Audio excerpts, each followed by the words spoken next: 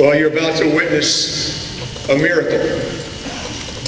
A preacher's going to talk for 2 minutes.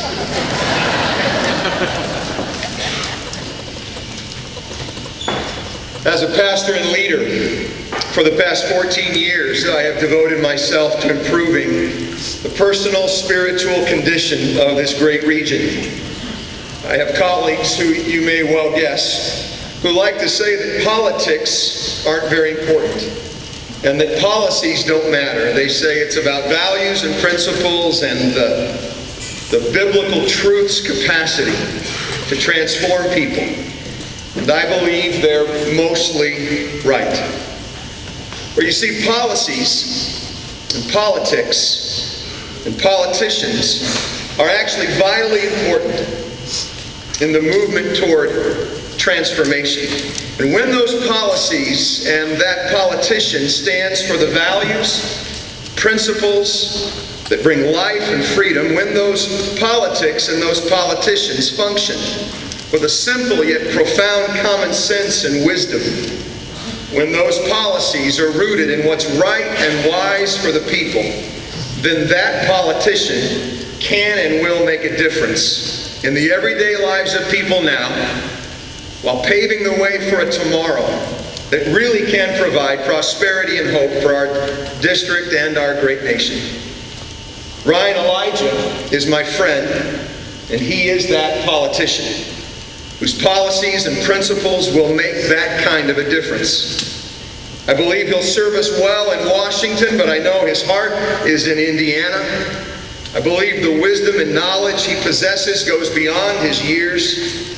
And I know the love and devotion he possesses for the Lord, for his wife Tasha and his boys, will keep him centered and accountable for years and years to come.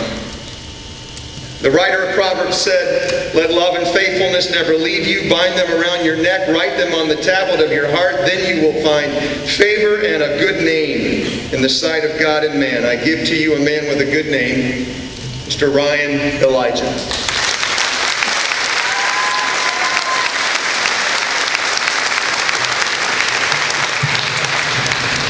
Kelly, thank you. I want to take this opportunity to thank my wife, Tasha, dedicated wife for 14 years. That's so important. My two boys, Jake and Luke, as well. And to you, the precinct committeemen, for your service to this party. It is very appreciated. Our country and the 3rd District are in need of new leaders, and we're badly in need of new leaders. Leaders with new vision, leaders that will unite, and leaders that can be trusted. My background has prepared me perfectly for the job that lies ahead.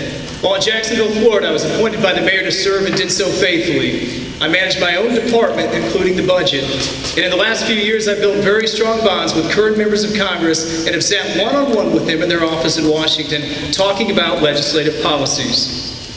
For nearly 2 decades, I've been a recognized television anchor and public servant, but what I'm most proud of is a segment that I created where we fought for people that had no other voice. We had many hard-fought federal victories that came with federal issues. And that success came from applying the right pressure in the right spot to government agencies that were mismanaging and not serving the public. We need critical minds in Washington more than we've ever needed them before.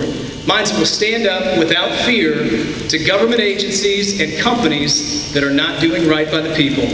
We must put an end to out-of-control federal spending that is threatening our American way of life. We also have to have sound economic policies and energy policies that will help us bring back jobs that we need so badly in our communities. And we must also protect innocent life in this country. Over the last year, voters have sent very strong messages to career politicians and to also people that have been in office a number of years as incumbents. Just this week, 2 candidates without political backgrounds celebrated victories in very high-profile races. Both parties in the past have been handed defeats when they refused to listen to the will of the people. I've heard the same frustration from the same people in these counties, all 8 counties that I've been to. Good people that are outraged by the direction of our country and the future of their children and grandchildren. You know, many in this room have reminded me about how important it is to follow the path of different Mike Pence and Ronald Reagan who have come from a similar background as myself. I will make sure Hoosier concerns are heard loud and clear in Washington, and I believe in myself as an effective communicator. If elected, I will fight for all 8 counties. I was born in Cherubusco, a small town. I have a very strong bond to the small, close-knit communities that make Northeast Indiana so special. It is great, and that's where I understood the upbringing, where I learned faith first and family second. We must not, though, lose sight of the ultimate goal. That is to win and win soundly in November and keep this seat in Republican control. We understand that. I've had many in this community come up to me recently in the past few weeks saying I'm the perfect candidate to not only unite the party, but also be a strong fundraiser and bring new voters to our party that will allow us to be stronger as we head forward. We certainly have an opportunity to not only unite, but emerge even stronger than where we've been before. And today, I ask for your vote as we start a new chapter of leadership in the district. Thank you.